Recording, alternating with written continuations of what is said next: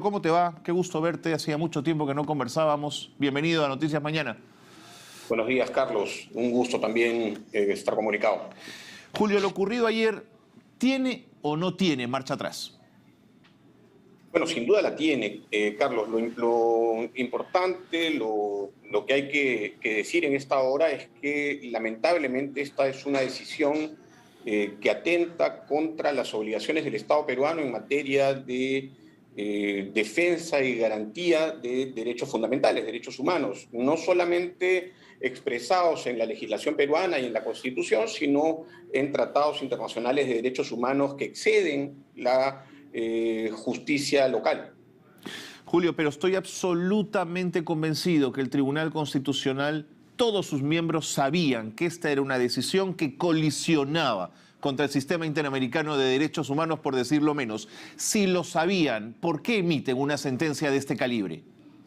Yo creo que estamos, Carlos, frente a una composición del Tribunal Constitucional que puede ser peor todavía, ojo, ¿no? Creo que se abre aquí una oportunidad para recordar que este tribunal, varios de los miembros de este tribunal ya cumplieron con el periodo constitucional para integrarlo y esto puede todavía ser peor en las próximas semanas cuando el Congreso tenga que elegir a sus reemplazantes. Sin embargo, creo que ahora, decía, la constitución de este tribunal da cuenta de la presencia de una serie de personajes que han preferido inmolarse frente a su prestigio, si es que acaso lo tenían, a nivel digamos, de la región, ¿no? Para pagar seguramente deudas políticas que aseguraron su presencia en el tribunal. Esto me parece nefasto. Yo creo que hay algunos miembros del Tribunal Constitucional que han pasado inmediatamente a la condición de mercachifles del derecho y que frente a esta decisión se convierten en básicamente sujetos alejados absolutamente de lo que era su función, era el deber de su función. Quiero indagar un poquito más adelante sobre los miembros del TC y de esta decisión tomada. Pero antes quisiera, Julio, que nos expliques desde la perspectiva más jurídica cómo podría revertirse esto. Un canal parece ser la Vía Interamericana de Derechos Humanos, una nueva sentencia, pero hay quienes señalan la posibilidad que un acto del Ejecutivo puede ser cambiado por otro acto del Ejecutivo también. ¿Qué piensas de ambos escenarios? Bueno, sin duda, Carlos, ambos escenarios son posibles. El primero, la decisión del presidente de la República, tiene ya un precedente que muchos han señalado, el precedente Crucillat, efectivamente.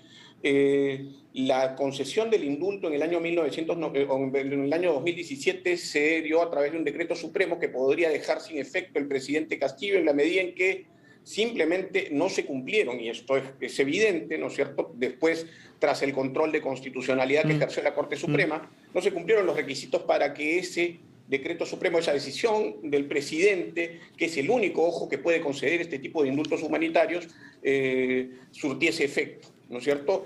Ahora, queda por ver cuál es la elección del presidente Castillo, si acaso quiere pasar a la historia como alguien que respetó los derechos de miles de víctimas del genocida y corrupto Alberto Fujimori, o como alguien que se vio inmerso en una sombra de duda respecto a una posible negociación con una banda criminal, como es la organización fujimorista. Del otro lado tenemos la posibilidad, por supuesto, siempre latente, de que vía la Corte Interamericana de Derechos Humanos, que ya se ha pronunciado en el 2018 respecto al cumplimiento de la sentencia, por los estándares del cumplimiento de la sentencia de haber resuelto la Cantuta, este indulto sea declarado nulo, ¿no es cierto? Y eventualmente vuelva a pasar lo que ya pasó en octubre del 2018 tras la concesión, la irregular, inconstitucional y anticonvencional concesión del indulto a Alberto Fujimori en el 2017.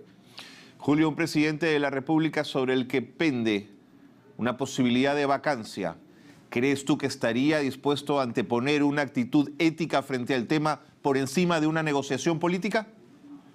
Ese es precisamente el dilema, ¿no? Ese es precisamente el dilema. Claro, yo entiendo que frente a una decisión como la que se espera de un demócrata, de un presidente respetuoso de los derechos humanos, de una persona que dijo enfáticamente que lucharía contra la corrupción y contra la violación de los derechos humanos, esperaría una decisión de esa naturaleza, aun cuando existe el riesgo de someterse a esos afanes golpistas que que han desestabilizado su gobierno y han desestabilizado en general el sistema. Pero bueno, ahí está, el dilema está sobre la mesa. El presidente creo que atraviesa una hora urgente y dependerá de él cómo quiere pasar a la historia, me parece. De acuerdo. Ahora, hacia afuera me preocupa un poquito el papelón internacional, Julio, que la máxima instancia de decisiones judiciales de nuestro país haya votado en un sentido tan evidentemente en contra del sistema interamericano de derechos humanos. ¿Dónde nos coloca, Julio? Sí, lamentablemente, mira, una de las pocas cosas que el país podía exhibir en materia jurisdiccional, de ejercicio jurisdiccional, era que teníamos un presidente condenado por delitos de graves violaciones a los derechos humanos, preso, vivo todavía, ¿no? Eso nos distinguía de una serie de sistemas que no han podido llevar hasta prisión a los líderes que cometieron delitos similares en muchos países de la región. Desde ayer eso nuevamente vuelve a ser puesto en tela de juicio, gracias básicamente a afanes políticos antes que jurídicos, a afanes que tienen que ver con negociaciones turbias todo el tiempo, en lugar de la preservación de los derechos de las víctimas, ¿no? Esto nos coloca efectivamente, Carlos, como tú dices, y lamentablemente en el concierto internacional, en el concierto interamericano, pero en general, como un país ya absolutamente poco respetuoso de los derechos fundamentales. Y me preocupa sobremanera por las víctimas. Esto representa una revictimización de las víctimas, ¿no es cierto? Además, por supuesto, de la otra dimensión que tiene que ver con que estas personas que han tomado esta decisión son absolutamente cómplices del violador de derechos humanos. Ahora, Julio, entre ayer y hoy he escuchado a mucha gente que habla en los medios de comunicación, gente sencilla, de a pie, gente bien intencionada que dice, es que fue el mejor presidente de la historia y por tanto se merece de alguna manera este indulto.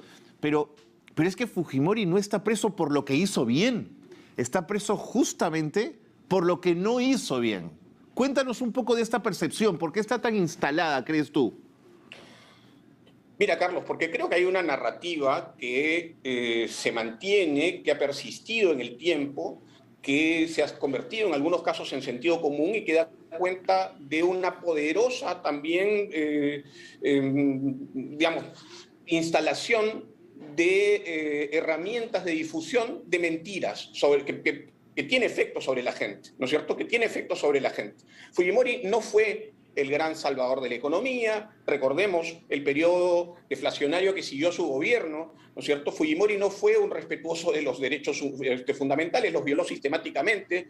Fujimori, en verdad, ¿no?, nos llevó además a una crisis total del Estado que hoy sufrimos frente a esta inestabilidad política permanente del país, ¿no? Fujimori es responsable básicamente también de esa sobrevivencia simbólica de Sendero Luminoso que emerge cada vez que alguien protesta contra determinadas decisiones que favorecen a unos y desfavorecen a las grandes mayorías.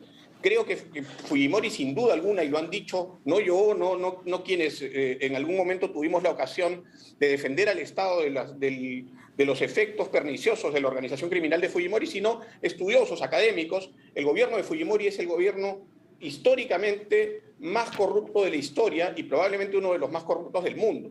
Ese es el legado que deja Fujimori, pero ciertamente lo que tú dices es lógico y hay que sostenerlo enfáticamente. No estamos hablando aquí de la actuación política de Alberto Fujimori, estamos hablando de los crímenes de Alberto Fujimori que atentaron contra una cantidad de personas identificadas, además, personas que hoy, ¿no?, tienen que recordar cómo fueron ultimados sus familiares, cómo fueron desaparecidos sus familiares, cómo fueron esterilizadas sus familiares, ¿no? Y saben que el responsable de esos delitos puede salir en cualquier momento de prisión, dejando este manto de impunidad terrible, ¿no?, que nos duele a todos y todas. Julio Arbizu, ex procurador, gracias por haber estado con nosotros, gracias por habernos ayudado a entender la parte más legal, más jurídica de este tema. Muchas gracias. Gracias a ti.